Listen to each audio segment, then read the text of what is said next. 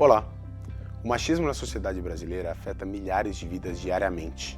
Mas quem sofre mais com isso? Os homens ou as mulheres? Se para você essa é uma resposta óbvia, talvez você queira assistir esse programa.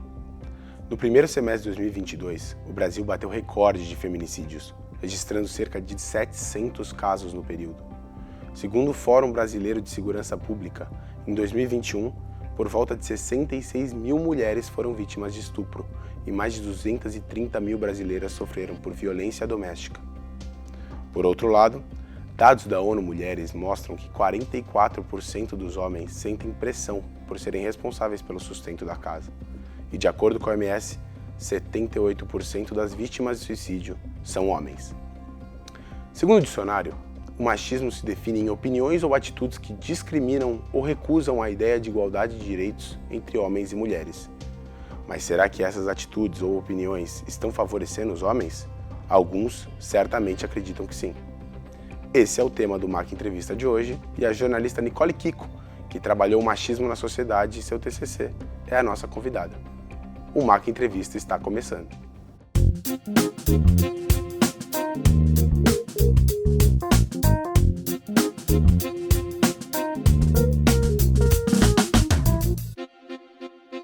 Olá, Nicole, tudo bem? É um prazer recebê-la em nosso programa. Olá, muito obrigada pelo convite. Também é um prazer estar por aqui. Imagina, muito obrigado. Nicole, para começar nossa entrevista, eu queria saber um pouco do seu TCC. Eu queria saber como é que foi o processo, como que você fez esse processo de escolha do tema. O que te levou a usar o machismo? A princípio, esse não era o meu tema. Antes eu pretendia fazer um tema a respeito da questão asiática, né, da pauta amarela. Ia se tratar de um documentário, só que não deu muito certo, então ali no processo eu acabei escolhendo esse podcast, né, porque também eu fiquei um pouco sem tempo, né, e eu fiquei meio desesperada também para entregar logo o meu TCC. E eu sempre tive muito contato com o feminismo. E essa questão, né, dos homens dentro desse cenário do machismo também já tinha passado na minha cabeça antes, então eu pensei, por que não, né? Então eu acabei escolhendo esse tema porque eu achei que era uma coisa nova também e acho que seria uma abordagem interessante também que a gente pouco faz. E quando que veio a ideia de usar isso num podcast? Então, podcast eu acho que é uma coisa mais interativa, a gente tem mais... dá pra gente se expressar melhor, né? Quando a gente escreve, né, muitas pessoas também elas já se desinteressam logo pelo assunto. Então eu preferi fazer num podcast porque dá para pôr efeito sonoro, dá para trazer ali a minha entonação e aí eu acho que isso traz mais para perto o público, de se interessar de fato para ouvir ali os relatos, as histórias, os dados, enfim, eu acho que era uma forma mais interessante mesmo de trazer mesmo o público. Nicole, o nome do podcast é Zeus Também Chora. E você usa a mitologia grega para explicar o machismo. O que te levou a relacionar os dois? A mitologia grega, ela é uma das maiores inspirações até hoje, né, em vários quesitos artísticos e literários. E muitos deles são que trouxe à tona essa imagem do homem como invencível, como sempre o macho alfa, vamos dizer assim. Então, eu acredito que ela é uma coisa que influencia muito. Então eu pensei, se eu trouxer uma coisa da mitologia grega e tentar desconstruir os personagens, talvez a gente consiga trazer isso melhor, né? Então, assim, Zeus, ele é de fato, né, esse alfa. Mas ele também pode ter sentimentos, ele também pode... inclusive a mitologia, né, ela foi feita com base, né, em características humanas. Então, como ser humano, ele também chora, ele também tem sentimentos. Então eu pensei muito nisso. E coloquei justamente por isso, né, para influenciar mesmo também a desconstrução das ideias. Muito interessante. Nicole, uma outra pergunta. Você entrou em contato com muitos homens que sofreram machismo. Como que foi essa abordagem? Porque normalmente é complicado para um homem se abrir, ele se sente enfraquecido. Como que você fez isso? Então, eu comecei pelos meus amigos, na verdade. Eu falei melhor sobre o tema, expliquei para eles o que eu estava procurando e eles começaram a me falar. E aos poucos eu abri até forms, conversei com amigos pedindo para eles também irem nos outros amigos deles. Então, assim, eu tentei fazer a maior rede possível e pegar esses depoimentos de todos os lados. E acabei recebendo até mais do que eu precisava. Inclusive, a maioria eu não consegui pôr ali no podcast, né, por questão de tempo. Mas ali isso me ajudou muito na minha pesquisa mesmo, a elaborar o resto do roteiro. E por que você define esse podcast como um podcast da desconstrução masculina? Eu pensei a princípio, né? Como eu tenho muito contato com o feminismo, seria muito clichê eu fazer mais conteúdos para mulheres, porque isso a gente já tem de sobra. E é isso, né? O feminismo, ele é igualdade de gênero, é essa luta. Então eu pensei, por que só as mulheres têm que lutar por isso, sendo que os homens são a principal coisa, né, que precisa estar ali para se engajar, para fazer as coisas darem certo? Porque só a gente aprendendo, eu não posso usar esse vestido, eu não posso fazer isso, não vai mudar nada se os homens também não se desconstruírem. E também não adianta a gente chegar no homem e falar, não, você tem que pensar em mim. Tipo, eles não vão pensar em mim. Então eu pensei, se a gente de fato pegar e mostrar para eles que eles também sofrem com esse sistema machista, eu acho que também ajuda a convencer eles a perceberem a importância deles se alinharem no movimento feminista. Qual que é a importância dessa igualdade de gênero, que não é só para a mulher ganhar o mesmo salário que o homem, mas também para o homem se sentir livre de se expressar sentimentos, né?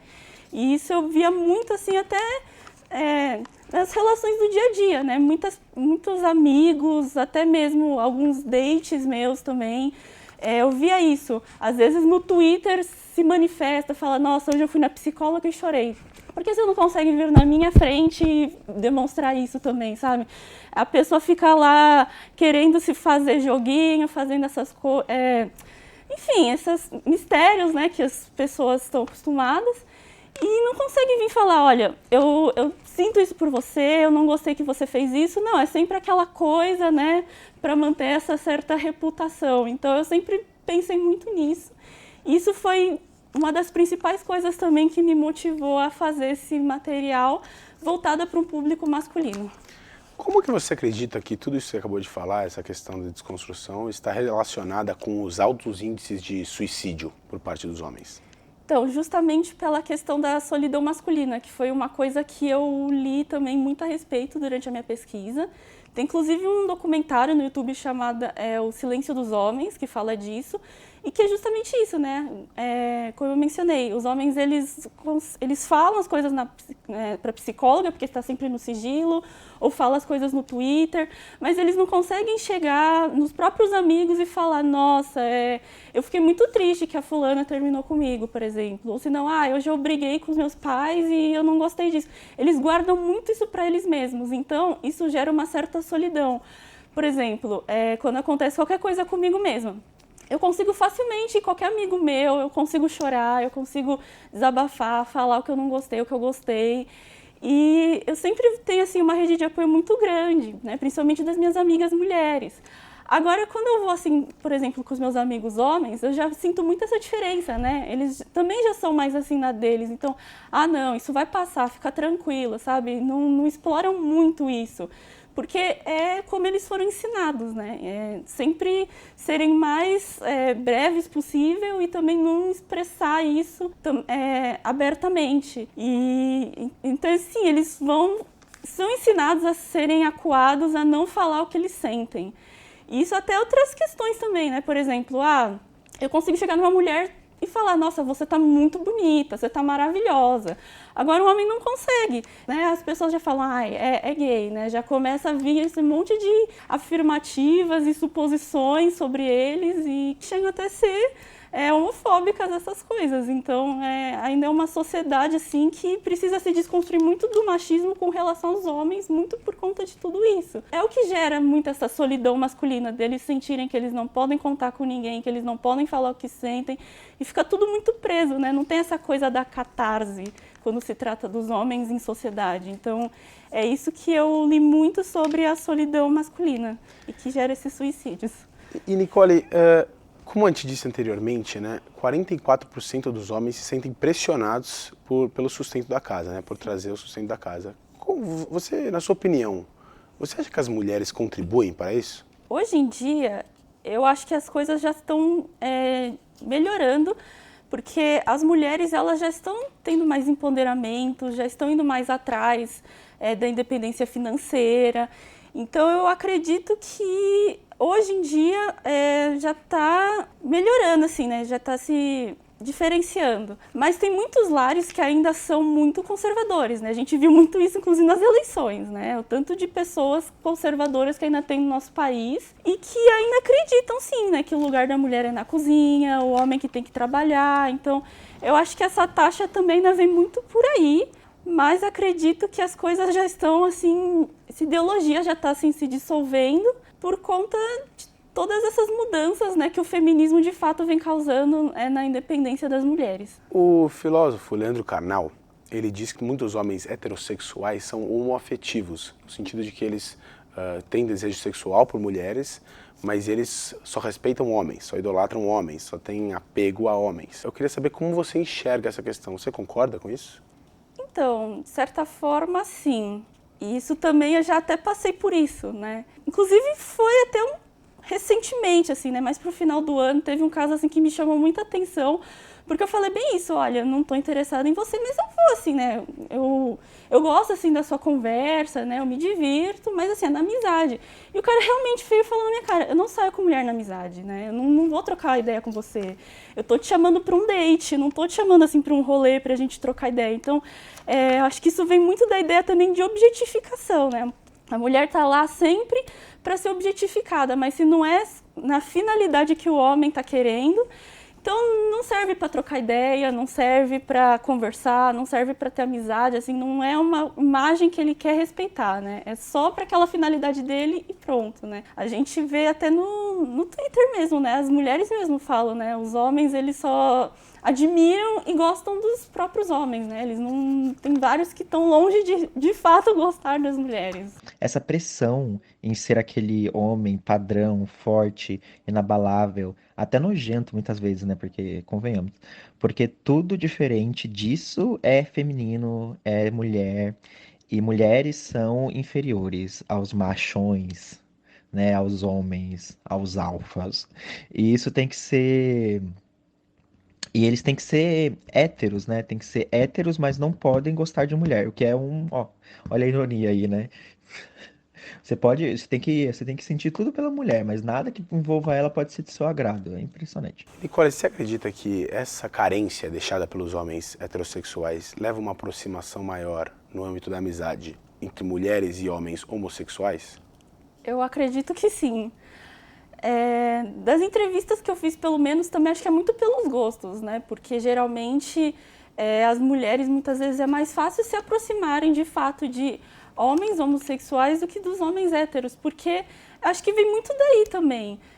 Os homens héteros geralmente vão e têm uma finalidade, já os homens homossexuais não, eles de fato conversam mais, eles conseguem trazer mais temas à tona, conseguem assim aprofundar mais as conversas. Então, muito das pessoas que eu vejo assim dos casos assim, acho que é mais por isso mesmo. Nicole, nosso papo tá ótimo, mas eu preciso chamar um rápido intervalo. O MAC Entrevista volta já.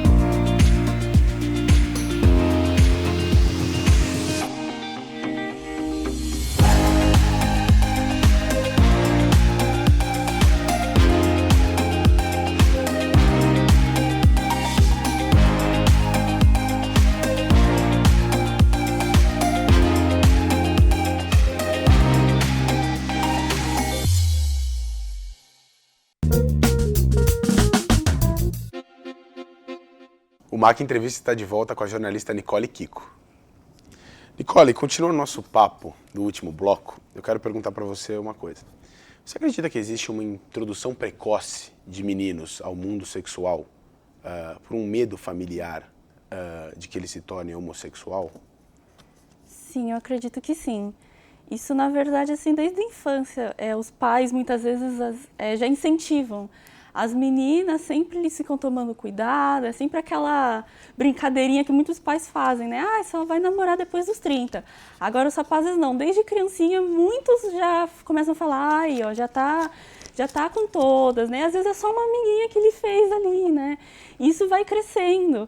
E depois, com o tempo, assim, chega na adolescência, muitos pais já incentivam os rapazes, enquanto as meninas não podem nem sair de casa. E isso até relatos assim de amigas minhas, né, que têm irmão mais velho ou mais novo. Às vezes os pais não deixavam elas trazerem nenhum amigo, nem namorado para casa, mas os irmãos podiam fazer a festa. Então, de fato, tem sim essa questão precoce para os rapazes e muito vem dessa questão do machismo também. Porque muitos também não querem, né? Muitos rapazes não querem assim só essa questão sexual, eles querem a questão afetiva também. E muitos não conseguem desenvolver esse lado justamente por isso também. E aí é outra questão que o machismo também afeta diretamente os homens e eles também não se dão conta. E já voltando para esse assunto do machismo, quando que você se recorda, que momento você se recorda de ser a primeira vez que você sentiu machismo na pele, que você entrou em contato com o machismo? Nossa, é uma boa pergunta. Pior que eu não lembro, assim. Porque, na verdade, outra coisa que eu sempre pensei nesse tema foi em casa, assim. Meus pais, eles nunca foram, assim, de ficar se declarando em movimento social, mas sem perceber, eles sempre me deram, assim, uma criação, assim, muito igualitária. Por exemplo, até hoje eles falam, eu não estou falando para você lavar louça porque você é mulher ou coisa assim. Não, porque você é uma pessoa que tem que ser independente, eu não quero que você dependa de alguém. Então, meus pais, eles sempre me ensinaram muito isso. E meu pai, ele sempre foi uma pessoa, assim, muito tranquila, né? Nunca foi dessas, assim, né? Igual muitos pais são, né? Então, assim, ele sempre me deixou sair, ele sempre me incentivou a fazer todas as coisas que eu quero, assim, de seguir meus sonhos. Quando eu era criança, às vezes a minha mãe, ela passava muito tempo trabalhando. E meu pai, ele tinha mais tempo comigo e com a minha irmã. E aí ele ficava com dó de ver a gente, às vezes, indo para a escola desarrumada. Então, às vezes, ele pegava e aprendia com a minha mãe como fazer trança no meu cabelo, como fazer aquelas chiquinhas, sabe? E ficava tudo tortinho, assim, mas ele não tinha vergonha disso, sabe? Tipo, isso não é coisa de mulher ou de homem, não. Eu só não quero ver a minha filha ali desarrumada no meio de todas as outras crianças, sabe? Então, ele sempre me deu muito esse exemplo, assim, né? E eu lembro que eu tive esses impactos com o machismo só quando eu fui crescendo, assim, né? Mas quando eu estava no fundamental, já quase ensino médio, que é quando eu, de fato, assim, comecei a perceber a bolha, assim, ao meu redor, né? Que tinha muitos amigos meus, assim, principalmente quando eu fui para o ensino médio. Porque até o fundamental eu estudava em uma escola particular, que as pessoas tinham muita... Quer dizer, particular tradicional, que as pessoas tinham mais ou menos a mesma realidade que a minha. Já no ensino médio, não. Eu comecei a entrar em contato com pessoas que eram bolsistas, que tinham outras realidades diferentes da minha. E eu acho que meus primeiros contatos, assim, de fato, com o machismo foi aí. De ver a realidade das outras pessoas, assim, de sair literalmente da minha bolha e ver como as outras pessoas, como as outras amigas minhas também, né, lidavam em casa. Que nem todos os pais eram assim, né. Muitas sofriam várias coisas, assim, que eu ficava assim, até sem jeito, assim, na época, né. E só foi assim que eu, né, comecei a ler mais sobre sociologia e percebi, de fato, né, o meu privilégio de casa foi justamente esse também, né. E eu acho que isso que foi, assim, o maior impacto, né, a gente sair de um lar, assim, que sempre te apoiou e que sempre trouxe, assim, uma coisa bem desconstruída e você vê ali outros lares que não são assim. Então, eu acho que meus primeiros impactos com o machismo veio justamente dessa outra realidade, assim, fora da minha bolha. Eu achei muito interessante você trazer a ideia da criação, né? Ainda nisso, por exemplo, a maioria dos homens é muitas vezes criado em casa por mulheres, às vezes a avó, a mãe que estão em casa e o pai está trabalhando, né? O oposto da situação que você deu. E na escola também, a maior parte das professoras de fundamental são mulheres. O que explica, se os menininhos ficam tanto tempo com as mulheres, o que explica esse crescimento machista dentro deles? Eles crescerem para se tornarem adolescentes machistas ou homens adultos machistas? Bom, assim, do que eu leio e vejo, assim, eu acho que vem muito, assim, de eles terem essa ausência paterna, muitas vezes, e buscarem isso. E é bem assim, né? A sociedade ainda é construída em volta de uma estrutura patriarcal Então, muitas vezes, muitos rapazes, eles vão buscar essa imagem paterna e acabam caindo nessas ciladas, né, de acreditar que não, olha, eu já sei como são as mulheres, então os homens têm que ser assim. E muitas vezes eles acabam trazendo isso até por isso, né? Eu convivo com muitas mulheres, eu tenho muito medo de ser confundido com homossexual ou sei lá, ter algum comportamento, né, mais voltado ao feminino. Então, muitas vezes eles podem vir por esse lado até por esse receio também, né? Isso, assim, na minha visão, né? Porque, de fato, eu acho que são muitos fatores ali que podem também explicar isso. Além da questão familiar, a mídia também tem um papel enorme na criação, né? Como você enxerga o papel dos programas midiáticos de hoje em dia no combate ao machismo? Você acredita que existe um combate? Você acredita que eles reforçam o machismo? Então, hoje, falando assim, hoje em dia eu acho que não. Hoje em dia já tem... As redes sociais também contribuem muito para essa desconstrução do machismo, desconstrução masculina, mas vem de uns anos atrás, né? Durante o curso de jornalismo eu fiz muitas essas pesquisas e, por exemplo, as revistas femininas, né, de moda, na verdade, eram mais voltadas para o público feminino, então eu acho que era muito disso. Os homens tinham muito medo de se envolver, por exemplo, com assuntos de moda, de beleza, saúde, porque eles achavam que era uma coisa feminina. Já hoje, não. O conteúdo ali, geralmente, ainda é mais voltado para um público feminino, que é a maior parte, mas, de fato, hoje qualquer pessoa pode acessar, e hoje as próprias revistas femininas falam para os homens acessarem esses conteúdos também, porque essa parte de se cuidar, né, da saúde, do bem-estar, é uma questão de todo mundo. Então, eu acredito que hoje a mídia já está, assim, demonstrando evolução, ainda que no processo, assim, é lento, mas acho que já está demonstrando essa evolução, sim, e eu já vejo, assim, muitos amigos meus também, né, já desconstruídos. Nicole, e agora voltando um pouco para o tema do TCC, né? Depois que você finalizou o trabalho, você sente que a sua percepção sobre o machismo mudou? Eu acredito que sim, porque eu recebi muitos relatos mesmo, né? Inclusive no começo, né, do trabalho, assim, até umas pessoas falaram, não, você está errada, os homens não sofrem com isso. E acho que isso me ajuda a confirmar que sim, nós mulheres ainda somos as principais vítimas do machismo, mas a gente não pode esquecer que sim, os homens também sofrem com isso e eu basicamente comprovei durante o meu processo de pesquisa. Nessa comprovação de que os homens sofrem, uma parcela de homens que sofrem muito com machismo são os homens homossexuais. Eu queria saber como você enxerga, nos últimos 10 anos, uma evolução, se você enxerga uma evolução, no caso, da homofobia no meio heterossexual por parte dos homens. Eu acredito que sim. Ainda hoje tem muita homofobia. As pessoas, dos relatos assim, que eu recebi, as pessoas ainda têm muito medo de se assumirem, de ser elas mesmas. E até hoje, né, é só a gente ver ali os dados, que até hoje o Brasil é um dos países que mais mata pessoas homossexuais. Qualquer coisinha que acontece, elas já sofrem violências físicas, psicológicas, nas redes mesmo, né? Todo dia, basicamente, eu vejo alguma notícia sobre alguém que sofreu alguma coisa. Então, eu acredito que isso, infelizmente, é uma coisa que as pessoas ainda estão longe, assim, de acabar. Porque é uma coisa que a gente vive frisando nas redes e que vive continuando, assim, parece que persiste. Segundo dados do Observatório de Mortes e Violência LGBTI+, no Brasil, em 2021, 316 pessoas morreram de causas violentas no país. E essas motivações foram justamente o preconceito causado pelo machismo. Nicole, agora voltando um pouco para você, eu queria saber, agora que você se formou, como que está sendo a vida pós-faculdade? A vida pós-faculdade está um pouco difícil, assim, porque a gente sempre tinha aquela rotina, né? E dá um vazio, assim, não ter mais. A gente sempre fica com ansiedade, assim, quero que acabe logo, e quando acaba, assim, dá um vazio. Mas, enfim, eu estou agora indo atrás aqui de ver alguma pós, né?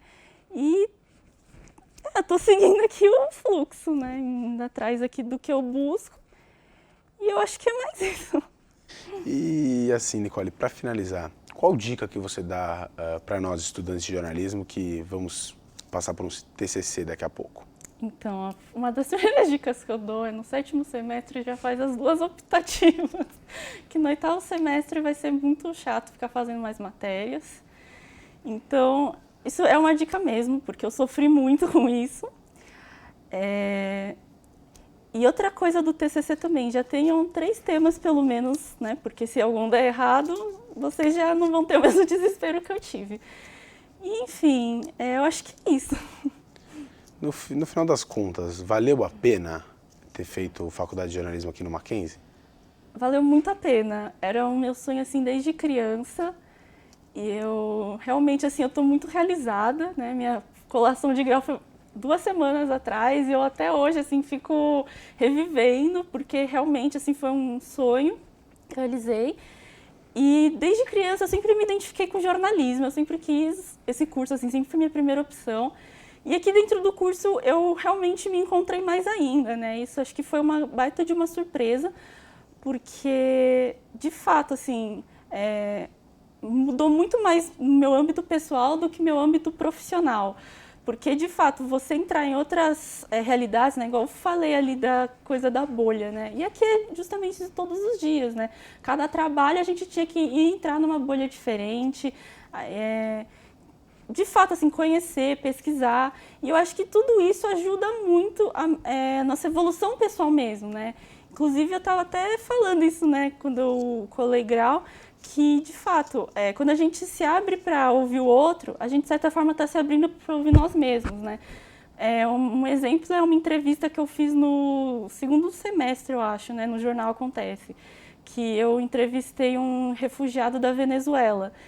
E assim, né, a gente sempre vê essas notícias dos refugiados, por exemplo, na TV. A gente, nossa, tá longe, assim, né? A gente sempre acha que tá longe, porque tá na TV. E não, tá do nosso lado. A gente anda na rua, a gente anda em qualquer lugar, tá do nosso lado essa realidade.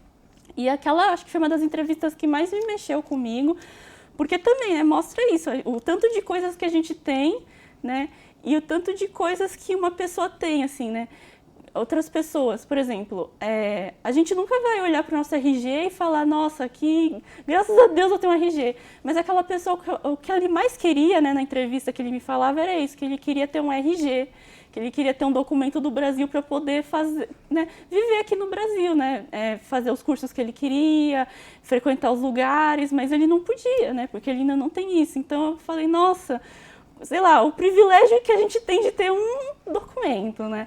Então, assim, que até hoje, assim, uma coisa que mexe muito comigo e que é um exemplo, assim, de reportagem, assim, que eu dou, que realmente, né, mudou muito a minha concepção de mundo, tanto no âmbito pessoal quanto no âmbito profissional. Então, eu acredito que aqui o curso me deu toda essa base.